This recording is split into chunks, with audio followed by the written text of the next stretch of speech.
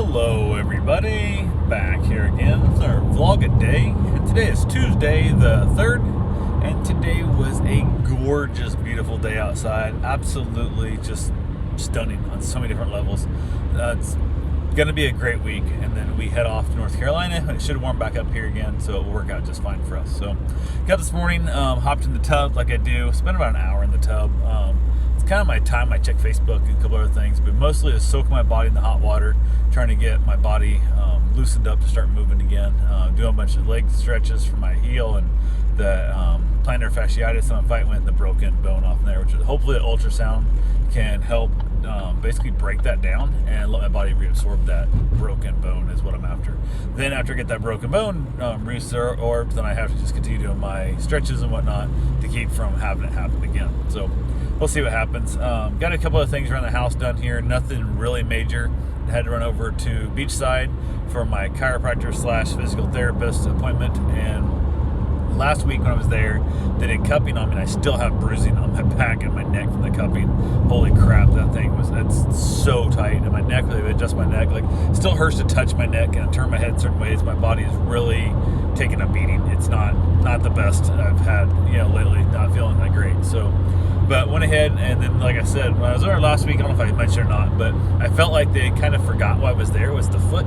So I had a little bit of that, like, little talk with them when I got there. I'm like, hey, my body, I need to work on the foot. Foot is 98% of the reason why I'm here, and the rest of it can, if it needs to be adjusted to make the foot better, that's fine, but the foot's why I'm here. And last week, you guys went through and did a bunch of adjustments on me, and then it seemed like after you thought, you guys, oh yeah, let's look at the foot, when I brought it up. So I had to bring it up, kind of thinking that. She's like, oh, okay, well, let's focus on the foot then, and the hell with the rest of your body, which felt a little bit kind of like, well, okay, if you don't say we did enough, then I'm just going to do just that only. And I'm like, okay, I didn't say like, hey, I'm paying for an entire treatment for this time frame, and this is the one you need to, like, let's start with the foot, and then also adjust the back or the neck or the shoulders or whatever the hell else we have. Don't just start on the foot and then send me out of there, which was the shortest by far appointment I've had there. The first one takes way longer at the, initial visit. I understand, it takes longer because you're asking a bunch of questions and stuff, and she kind of put like, well, your intake letter has a whole bunch of problems. I said, I got tons of problems. I got 99 problems, but my foot is the only one right now that is my number one concern. I can work on the rest. And then I went ahead, so it was one of those things where she's telling me she wants me there 3 days a week to help fix it, and I'm like, God damn, that's a lot of money. And I'm like, I don't know if I have that, I don't know if I want to spend that kind of cash on it. So, and then next week I'm leaving for, actually Friday night, Saturday, we're leaving for the mountains. So I basically said, hey, should I even bother coming in for the second or third time this week, and then miss a week anyway, since I'm not going to be able to tell it. So we kind of agreed that we'll push it off till I get back to the mountains, and then get in and maybe try and do a triple week. I figure if I do it 3 times one week and then twice the next, or 3 times the next week, she talked like I should know it. I should be able to notice a difference where it's getting better and whatnot in the process. I figure also I could grab a second X-ray at that point and see what the X-ray comes up with and what it tells me, because that'll tell me if it's getting better or worse. If the little bone spur that broke off is getting smaller or whatever, and then go from there. And then if it doesn't, I just have to go underneath the knife and get it cut out. So I'll know I'll probably wait till the first of the year, just because it'll start my new year's worth of deductibles on my insurance and all the fun that comes with it. So it's gonna suck, but it is what it is. They say the recovery is not horrible on having the bone spurs removed. It's not bad. I figure I can try and just get my mile in right at the beginning. And a lot of guys I know that haven't done this, so they wish they would have done it a long time before that. And I've been fighting this thing for way, way too long. So it's time to get it fixed. If they can't fix me without knives, I'm going to let the knives come in and cut me open. So got done there. Basically walked over to the beach. I drove over to the beach on the motorcycle. Thought, well, I'll go for a walk on the beach, and headed out, and it was windy, so it wasn't super pretty out. It was a little bit overcasty. And I went ahead and I didn't get very far. And I was like, damn, she really screwed my foot up with the different stretches we had, different exercises we were doing, the strapping and stuff we were doing, the raking. Holy crap, they did like a knife up and down, like a fork thing up in your leg. And damn, that hurts like shit. It is so painful. But if it's gonna help me, I don't care. I'm willing to do it as long as it helps. I'll put through the pain right then. It's just like my neck, my shoulder, and muscles, my neck and shoulder are so tight. And it's been a week and they hurt. I didn't notice any benefits. So hopefully I'll notice some benefits from the raking and whatnot and get something better out of it. We did like rock strapping or something it's called. So they basically wrap my foot super tight and push all the blood out of it. Do a bunch of exercises. then open the strap back up and let new blood flow back in here. There's a little bit of hokey shit, but we'll see. She also talked about, because my bruising was so bad, she told me I need to get more massages. I get too much toxins in my body. And that, I get a little bit like wishy-washy, and the whole people talk about the whole toxin thing and put like these pads in your feet and the toxin come out. It's a bunch of shit most of the time, but we'll see what it is. She also tried telling me, she goes, oh, you need to drink a lot more water. You might really, you're not drinking enough water. You're dehydrated if your bruising's that bad. You know, I'm like, really? Because I drink about a gallon of water a day on average. You know, some days a little bit less, often days more, you know, but I can't imagine, I don't remember the last time in at least the last 6-7 years now since I started running that I haven't drinking at least a half to 3/4 gallon of water a day, and often I've drank more than that. Like, it's ridiculous how much I pee, and I'm hydrated to the nines. So something ain't quite right there. So that whole thing is kind of like the when you have the horoscopes, kind of throw out some general things. You're going to have some turmoil in your life and some happiness. I'm like, well, so does everybody. Like, this is all horseshit. So went ahead, we talked. Like I said, I got out of there, and I basically went to walk, and I was so tight, I was just said to hell with it. Went back home, chilled out on the patio with the dog, and then decided to jump on the bike and go do some run around. Decided to go buy, there's a Screwball peanut butter whiskey that people have been talking about, saying it's really good. And I thought, I'm not a whiskey drinker. I'm really not an alcohol drinker at all. I don't drink beer, I don't drink wine, I don't drink that kind of crap. One, I hate the feeling of being out of control. So it is what it is there. I'm not real big on that. But I went ahead, and everybody says delicious. And I know Karen kind of talked about wanting to try it. I guess she put in like chocolate ice cubes, or I don't know, something. You make like basically like a peanut butter cup drink.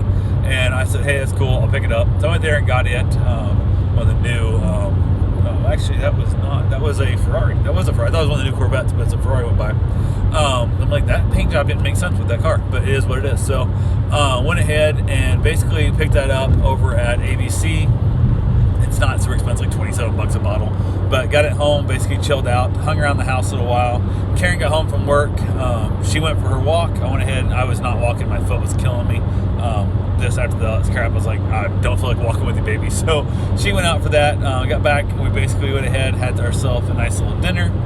Ended up just a nice, simple little night in. As we were kind of wrapping things up for the night, I went ahead and poured in a glass of not a glass, a small shot worth, maybe a shot and a half, I don't know how it was, of the peanut butter whiskey, thinking, well, I'd mix it into something else, kind of put it like more in a tumbler type size glass, like you would have, you know, whiskey on the rocks kind of deal. Thought I might go out and try it with a cigar, see if it works. And I took the tiniest little sip in my mouth, kind of splashed around my mouth to see what it tastes like and whatnot.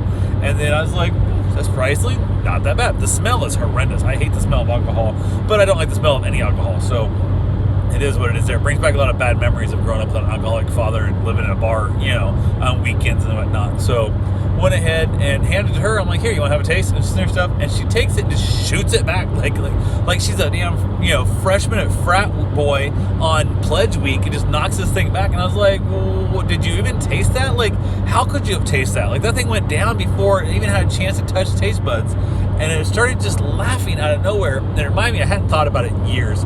My cousin's daughter, years ago, she was little. She was talking and stuff, but she wasn't talking great. Like, so I don't know what age it is. I don't know if that's like 3 or if that's 13. I'm not sure. I don't know ages of kids pretty well. But she was probably, I don't know, she was little and stuff. And it was that whole, like, she wasn't like forming, like, she wasn't having a full conversation with you and whatnot in life, but she was making, you know, she could tell you she wanted to go outside kind of thing and whatnot. And we had Papa John's, I think it was Papa John's Pizza. They get a little garlic, a little like container full of garlic butter. So there's stuff, and she literally has this little thing of garlic butter, right? It's about half full, maybe a little more, because we got a bunch of them. We're dipping the crust in it, and this girl just loves butter. Oh my god, like it's bad how much butter she has. Like, she opened this one up, she got, like, you know, 4 or 5 dunks thing, and the next thing you know, the pizza's done. There's no more crust, there's no more breast, there's no more pizza, nothing to dunk in there.